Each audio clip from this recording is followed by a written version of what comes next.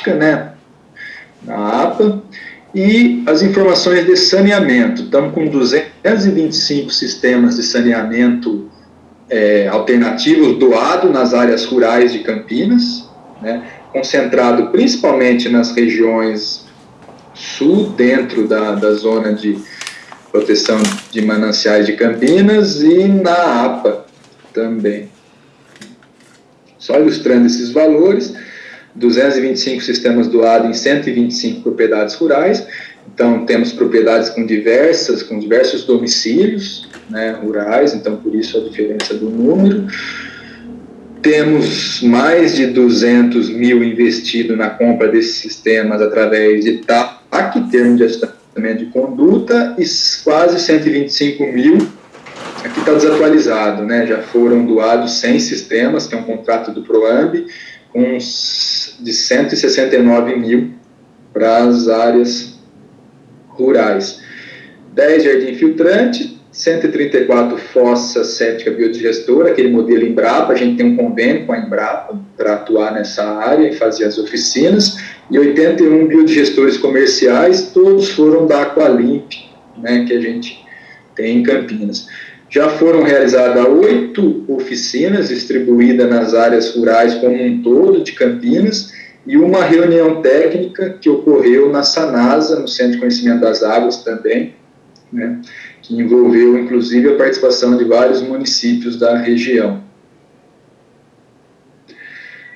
Vamos só ilustrando os convites de algumas oficinas. Pessoal, de forma muito rápida, né, como o Gustavo falou, o plano de saneamento também é extenso, o plano de recursos hídricos ainda mais de 1000 páginas, né, com 4 produtos. De maneira geral, então, eu tirei o compartilhamento, né? Então, eu agradeço a paciência de vocês, né, de maneira muito rápida, o plano de recursos hídricos, né, é essa apresentação que eu tinha. Bem, Geraldo, agradecendo aí a sua apresentação, bastante detalhe, muito bom. Eu queria deixar os demais membros à vontade de fazer perguntas, depois eu vou fazer algumas perguntas. Vamos ver as primeiras aqui que a gente fez. Bom, até agora não tem escrito, uma pergunta do Gustavo. Gustavo, como é assim, a interface com o DPJ, né, do Parques de Jardim? Parece que não, sempre a gente vê algumas das coisas, algumas situações onde seria, não sei se é um programa, uma ação por parte do DPJ, e a gente, como cidadão, tem que deixar a desejar, sabe? Nem que o DPJ, eu pego nem tanto, mas o DPJ, mas a princípio não tem muito a ver, mas tem, sabe? Praça, às vezes, abandonada, onde você tem acúmulo de lixo, ou onde está sendo controlada a entrada, o acesso. Isso foi cotejado, foi considerado no plano, no programa? Olha, Jorge, tá me ouvindo, né? Tá. Assim, como você... É até legal a gente explicar, porque eu não sei se todos os conselheiros sabem, né? A questão ambiental na cidade, ela é tratada por duas secretarias, assim, majoritariamente, né? Nós que fazemos da SVDS, que fazemos o planejamento, o licenciamento ambiental, como o Geraldo falou, a avaliação de diretrizes, né, e tudo mais, e os serviços públicos, que cuida especificamente de áreas públicas na parte do Parques e Jardins e na parte da limpeza urbana, através do seu departamento de limpeza urbana, né? E assim, a Secretaria de Serviços Públicos, eles têm a autonomia deles. Então, eles são responsáveis por todas as áreas públicas municipais, né, estaduais também, quando são delegados para isso, mas a atuação é deles, certo? Então, a gente sabe que é uma cidade muito grande, muito extensa, por conta da crise econômica que vem se alastrando aí, teve um grande corte no orçamento deles, então, eles estão tendo que fazer mais com menos, mas assim, algumas das ações, especificamente do plano de saneamento, tratam disso, principalmente as ligadas ao resíduo sólido, né? principalmente do despejo irregular. Então, o que acontece? Às vezes a gente recebe uma denúncia que tal área está com resíduo sólido, né, geralmente é entulho, mas não se restringe a isso, em excesso. Então, a fiscalização vai, verifica isso e encaminha ao DLU, no caso, para se fazer a limpeza, né. Às vezes tem uma praça que está precisando de um cuidado um pouco melhor, então a gente encaminha também ao DPJ para se fazer esse trato. Existe uma atuação paralela também, que o Banco de Áreas Verdes, quando consegue fazer a destinação de alguma compensação ambiental, ou mesmo de até um ajustamento de conduta para a recuperação de alguma praça, recuperação de alguma área verde, né, na área urbana, que teoricamente é de domínio do DPJ, do DPJ, né, da Secretaria de Serviços Públicos, eles podem conceder sim que a Secretaria do Verde atue especificamente, mas como nós não temos equipe operacional, como nós não temos editais de restauração que nós controlamos, né, então acaba ficando a grande responsabilidade deles. Mas, por exemplo, alguma coisa que possa atuar, por exemplo, na ciclovia, né, que seria uma atribuição do Parques e Jardins e INDE, que a gente conseguiu já fazer algumas através de compensações ambientais. Então tem essa interface entre as duas secretarias, sim, a gente, né, lida diretamente com eles. Não sei se eu te respondi. Não, sim, mas talvez seja até assim, talvez até meio, não sei se é institucional, a gente sente uma certa, como cidadão, na dificuldade. Vou dar um exemplo. Uma coisa que preocupa muito é segurança em relação às árvores. Aqui na Universitária, aqui em Barão, tem muita árvore, então vai cair na próxima temporada de tempestade. Tiveram 2, 3 anos de tempestade forte aqui em novembro, outubro, né, primavera. Mas, na hora que tiver um outro evento desse, vai cair árvore, já matou gente aqui no Unicamp, inclusive. Essa é a preocupação que eu tenho, sabe? E a outra também, em relação assim, você falou ao BLU e DPJ, né? Eu não sei, viu? A gente passa sempre a sensação de uma certa... Não você explicou bem, você deixou bem claro qual que é a função de cada um, né? Mas estou falando como cidadão, porque o cidadão não entende isso. Ele tem a necessidade, ele está aqui no bairro, ele vive. Eu não sei, eu acho que falta um pouco de comunicação por parte não da Secretaria do Verde, mas do BLU e do DPJ, sabe? Eu posso fazer uma pergunta antes, já para o Geraldo, se eles permitem, assim, depois você tem um amoroso querendo conversar, acho que a Bia também já ligou o microfone ali. Ô, Geraldo, em relação ao nosso grupo, você viu qual é o objetivo dele, né? É determinar justamente se Campinas tem segurança hídrica, o que, se não tiver, o que tem que ser feito para aprimorá-la, né? Como que vocês encaram isso assim? Quer dizer, eu falo a opinião de você como técnico mesmo, não sei se está no plano, em detalhe, não cheguei a ver.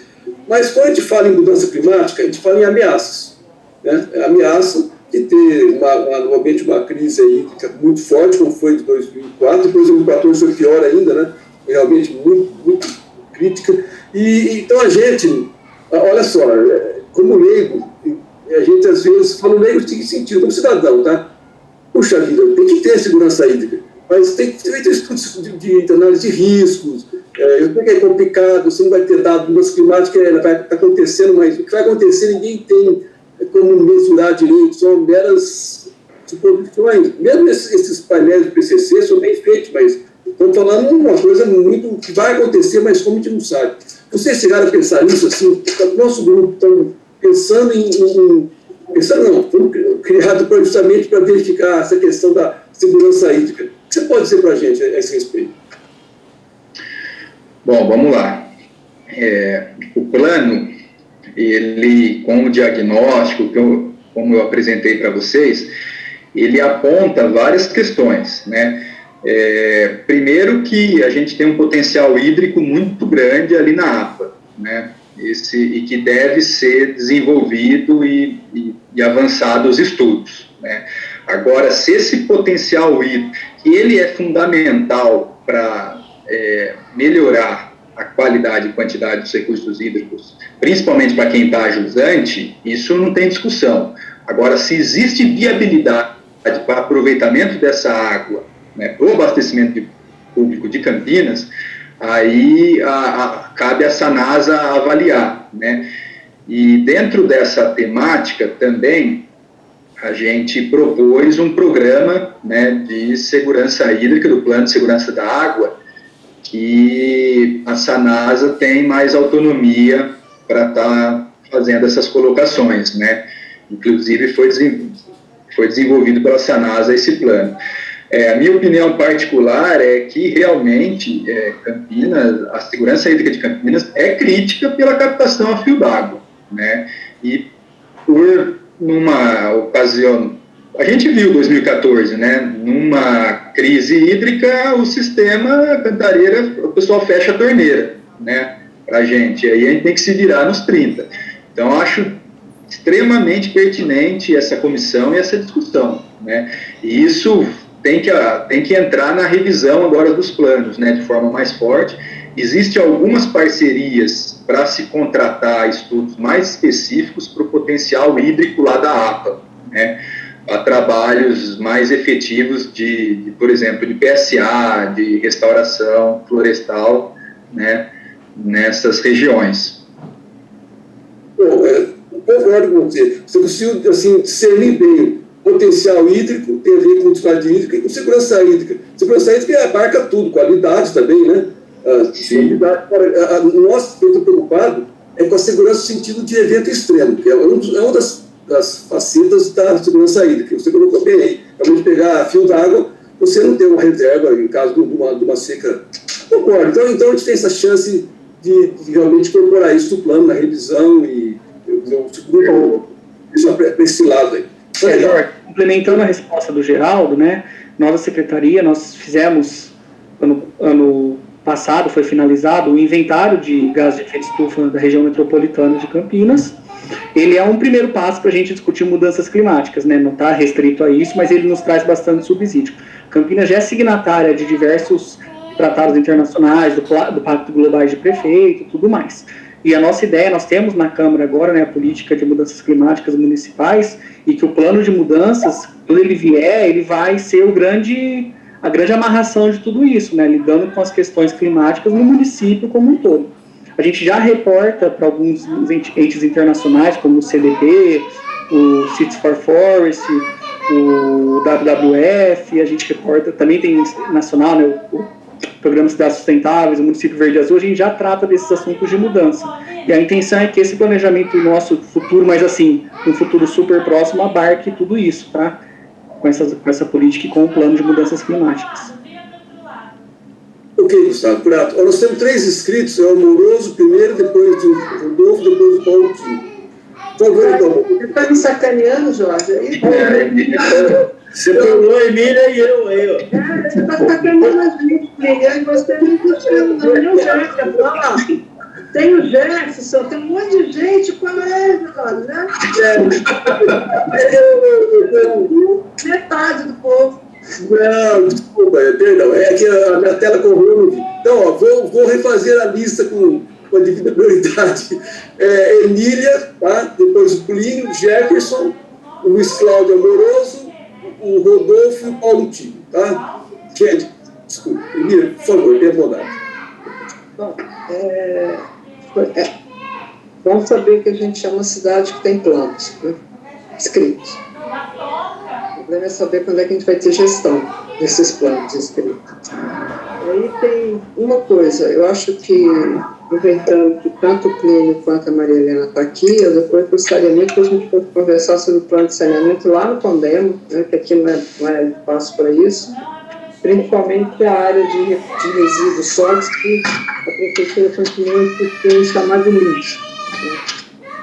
Mas eu vi que passou um slide aí dizendo que tem um plano municipal de segurança hídrica. O objetivo da gente de pedir essa fala de vocês era para saber qual é o plano municipal de segurança hídrica, e não se ouviu nenhuma palavra a respeito disso, a não ser uma pontinha no slide que vejo que existe esse plano dentro do plano comum do plano de recursos hídricos, é o plano de segurança hídrica. Que plano é esse? Porque toda a conversa aqui era para a gente entender que plano é esse, o que está sendo feito, como que ele está sendo construído, qual é o papel dele, né?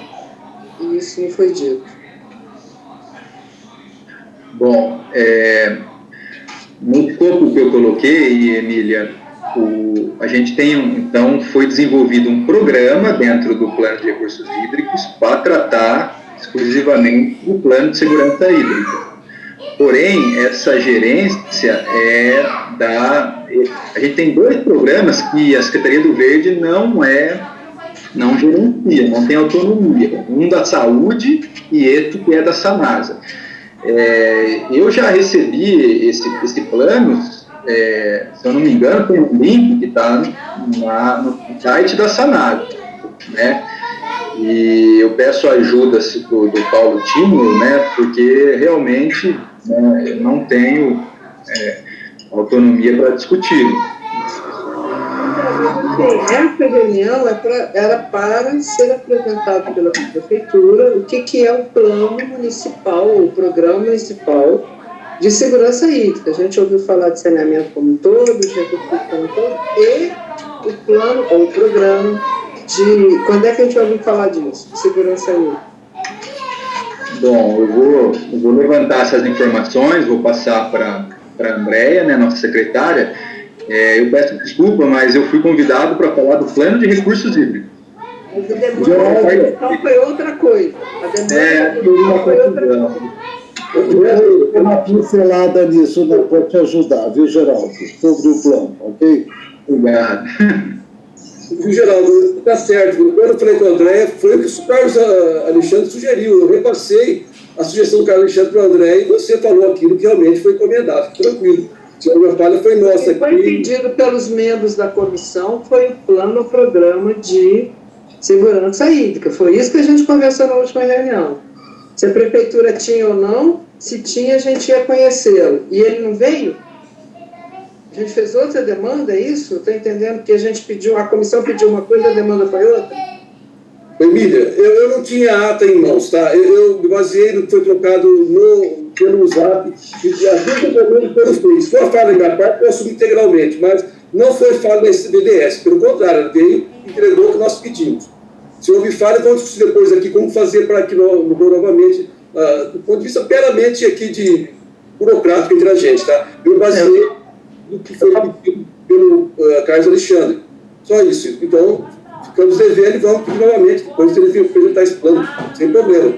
Eu só queria colocar também que a Secretaria e a Prefeitura como um todo, nós temos os planos sim, mas tem muita coisa inexecutada, né? Eu acho que o que o Geraldo apresentou de um dos programas já traz, né, da quantidade já de áreas que estão sendo recuperadas pelo PSA, nós temos o programa Reconecta, nós temos, né, o programa como um todo, saneamento rural sustentável, nós temos a questão dos parques lineares, que nós estamos finalizando os projetos básicos de 43 trechos de parques lineares. Então, assim, tem muito a se avançar, claro, a gente faz a nossa... Ninguém está dizendo que eles não estão fazendo. O que a gente está dizendo é que esta comissão, ela se chama Comissão Técnica sobre Segurança Hídrica. E ela que se queria saber se a cidade tem um plano, um programa de segurança hídrica. Sim, professor. Sim, então, professor. Nós continuamos sem saber isso. Mas é que a senhora foi a primeira fala da senhora, foi, né, abrindo que a gente só planeja e não executa. Então, para fazer só a nossa parte que é assim, execução.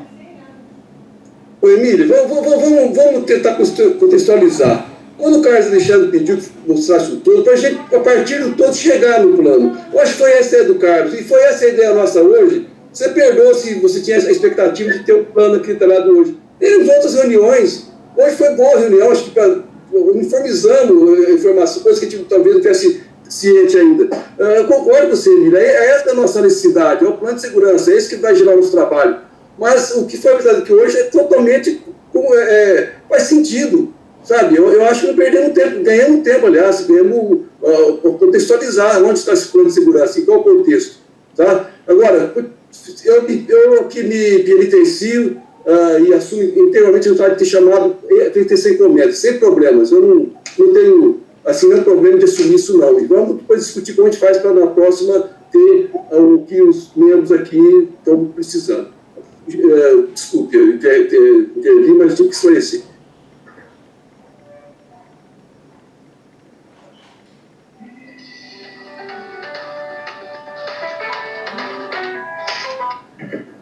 Próxima fala do Plínio, tá, pessoal? Sou eu.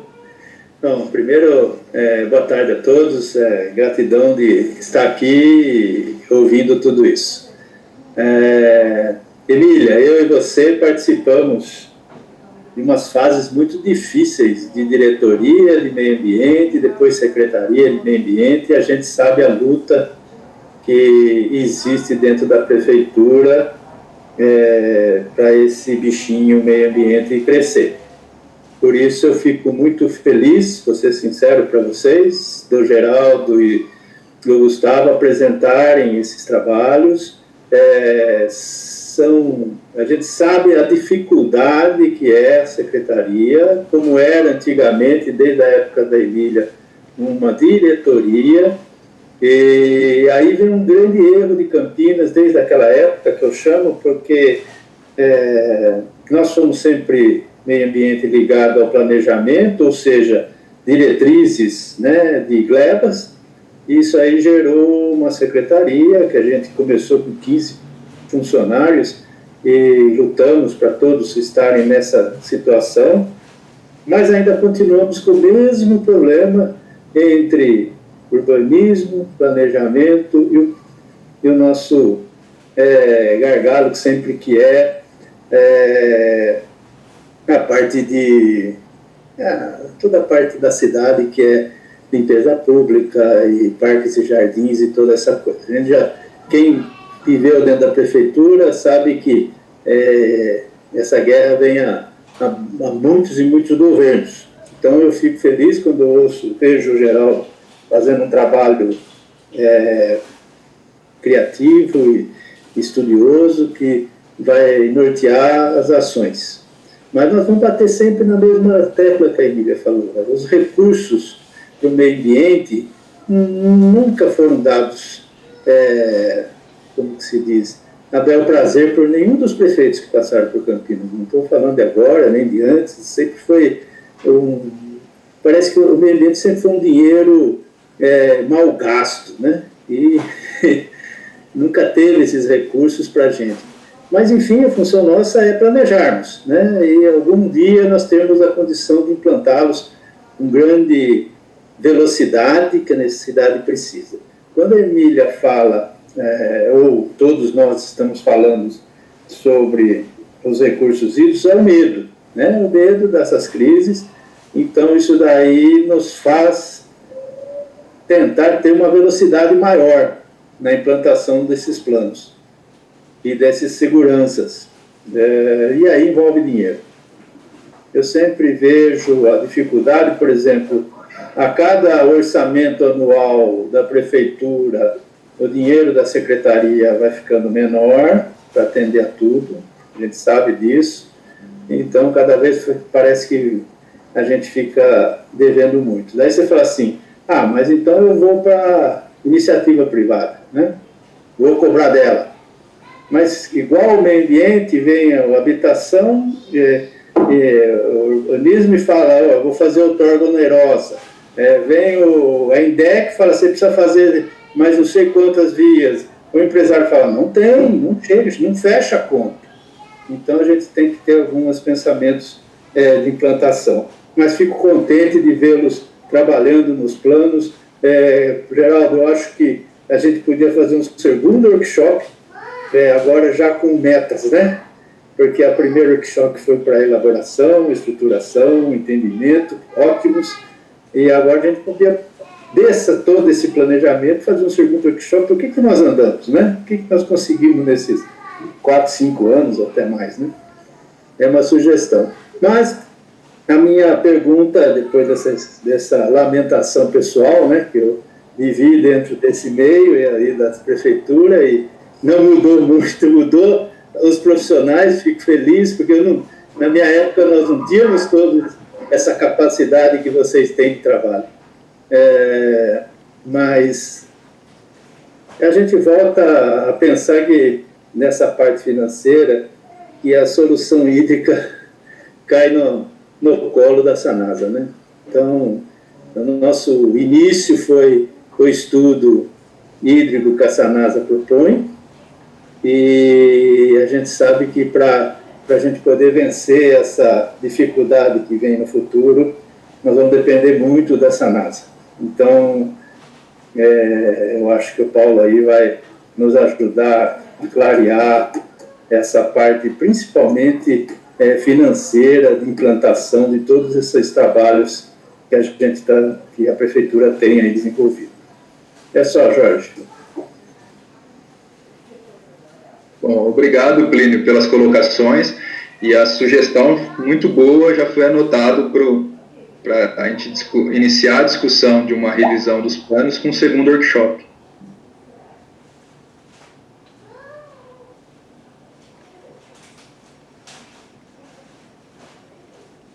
Posso? Bom, estão me ouvindo? Oi. Então, eu gostaria de começar parabenizando aí a apresentação do Gustavo e do Geraldo, que realmente esclareceu algumas coisas, né, que a gente estava aqui pensando e querendo saber, etc., né? E claro que essa apresentação ela ainda fica muita coisa para a gente entender, porque o assunto realmente é bastante complexo, bastante cheio de nuances, né? O caso é que essa comissão é uma grande oportunidade para a gente discutir algumas coisas em grande, né? Discutir políticas, discutir direções, discutir alguns novos rumos, talvez, né? E essa questão da segurança hídrica, né? Eu não sei o que o Paulo Tiner vai falar lá ao final, mas eu acho que isso que o Geraldo falou lá, que tinha no plano, devia ser alguma coisa relativa à segurança da água, né? Não questão de segurança hídrica. Eu acho que pode ser que seja esse o problema que tem lá com a nomenclatura. Mas eu gostaria de ressaltar o papel, né, da segurança hídrica como o grande paradigma do momento, né? Porque não basta a gente pensar na água como eu estava conversando lá até hoje com o professor José Teixeira, que está aqui inclusive, né? Se quiser comentar alguma coisa, José, fique à vontade, que a gente, desde que a gente começou a desenvolver esse sistema atual que nós temos, né, já desde os anos 80, no final da ditadura, etc., ele foi muito vinculado com a questão de obras, né? O que na época não tinha nada, nem problema, eu acho que era a visão da época, etc., mas está chegando a hora, talvez, da gente mudar um pouquinho essa nossa visão e não só ter a visão da ação como uma coisa assim, tipo, temos que fazer obra, mas também coisas estruturantes em outras áreas, né, que nós também enfrentamos. Por exemplo, quando você vai trabalhar com segurança hídrica, não compete só a Sanasa, embora toda a competência da Sanasa em resolver as questões que ela tem, em termos de abastecimento, tratamento de esgoto, etc., que seria a segurança da água, né?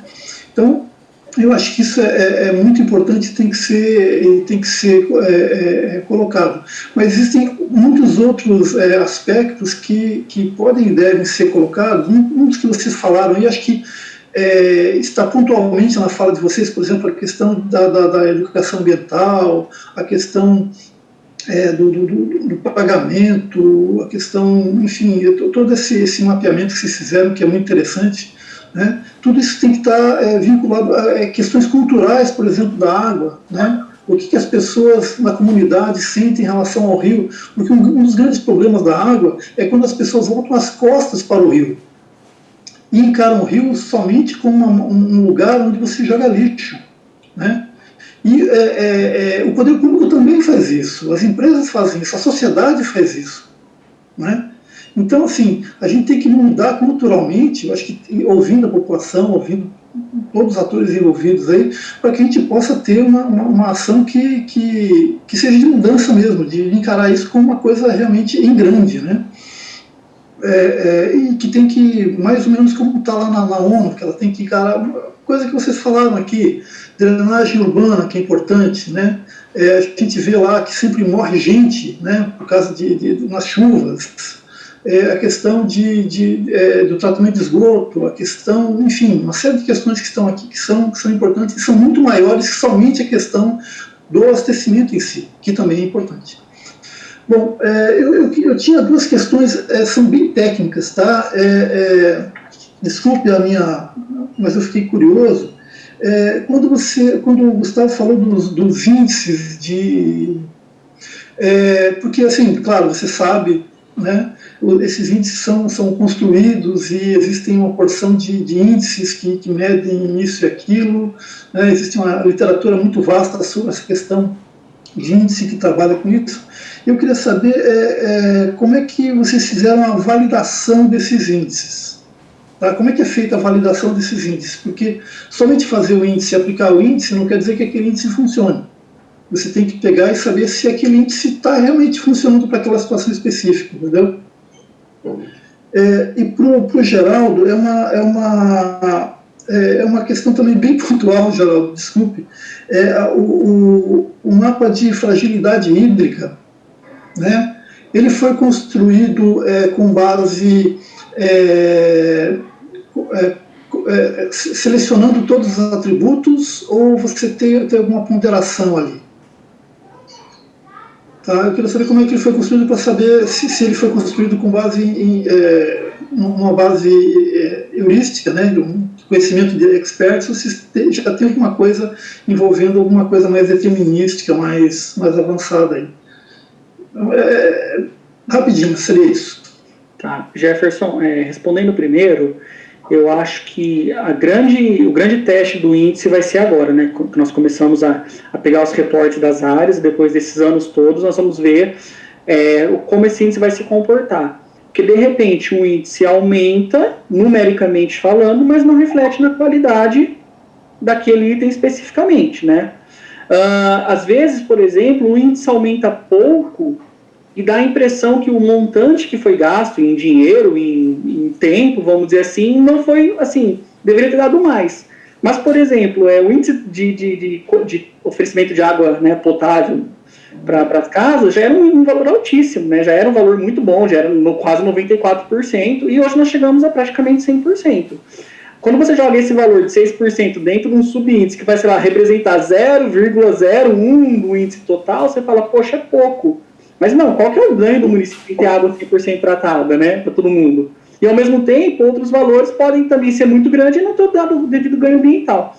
Nós vamos conseguir responder agora, com esse retorno das áreas, do recálculo do índice, a comparação com o ano anterior, para a gente ver se ele tem refletido a melhora na qualidade ambiental mesmo, na qualidade própria, que a gente percebe, que a gente tem retorno para isso, né? Então, acho que podemos discutir isso depois mais aprofundadamente, numa outra circunstância, mas é interessante que quando você faz o índice, já tenha a maneira de validar que não seja só o tempo que vai dizer, entendeu? Acho que eu teria que pensar nisso, tá? E eu também fico muito curioso em saber se, por exemplo, nesse índice que vocês colocam, a qualidade da água no Cambuí, desculpa aí, Tereza, ela tem a mesma chega direitinho, igual chega no Ouro Verde, né? Dá para comparar